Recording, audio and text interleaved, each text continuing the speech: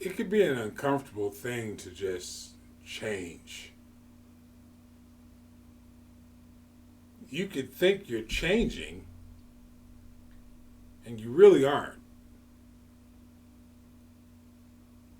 And then you don't understand why things are the same.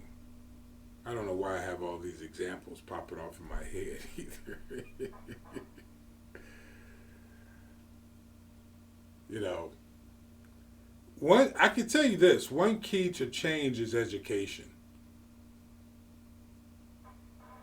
For for there to be some understanding in something, there needs to be some type of education, whether forced or accepted. Forced education is experience. Some people would even classify it as failure, but it's not failure. In other words, falling on your face so many times until you get the principles behind accomplishing whatever it is. I have fallen on my face many times in making these videos. But I keep doing it because it's a love of mine. I got a certificate in this stuff. So it's not that I'm not trying. It's just that I don't understand all the aspects of it or some of the language, and so you just keep trying different things. So that you can learn to improve and grow in it.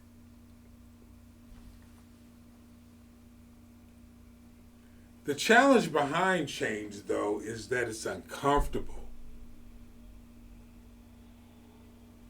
If you're not suffering some type of persecution, I don't know if you're doing much changing. Because with change comes a certain amount of persecution. Everyone's not going to like you. Some people are going to wonder, what are you doing? Why are you doing that?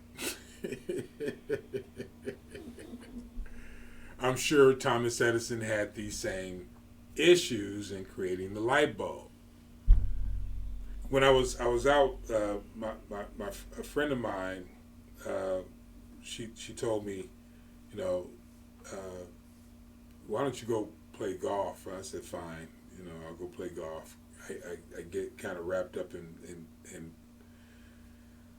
this stuff so much I don't do, so she literally, how she got me to do it is she sent me or cashed at me a certain amount of money, and I said, fine. Now I have to go because she sent this, and I wouldn't play golf, Well, I went to the driving range.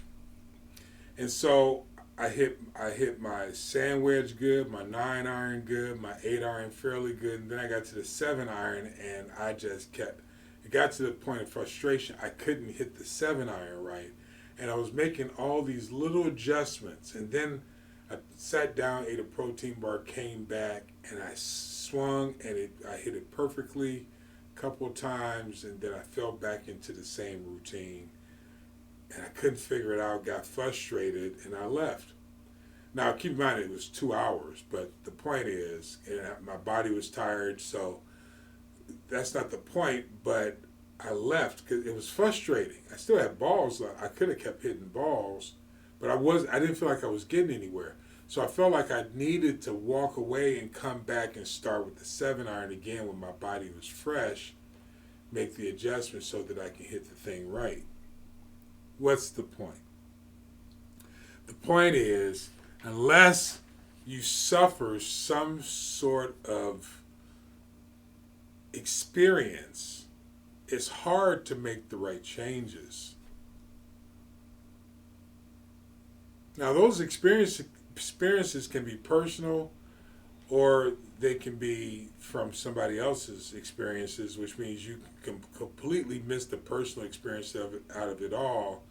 That's called wisdom.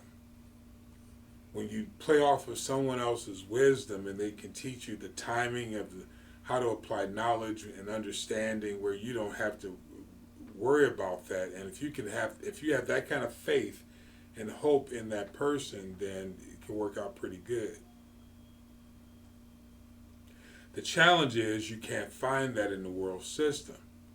So in 2 Corinthians 6:17, he says, "Wherefore come out from among them, and be ye separate, says the Lord, and touch not the unclean, and I will receive you." In verse 18 he says, "And will be a father unto you, and ye shall be my sons and daughters, says the Lord Almighty." He can't teach you any other way. You can't operate according to his wisdom unless you're willing to come out of the system. I expound on this a lot more on Patreon. So I encourage you, go over to Patreon, patreon.com/passage breakdown, and join me there. And I'm going to start having these passage breakdowns in the future. Patreon.com, patreon.com/passage breakdown. Hope to see you there.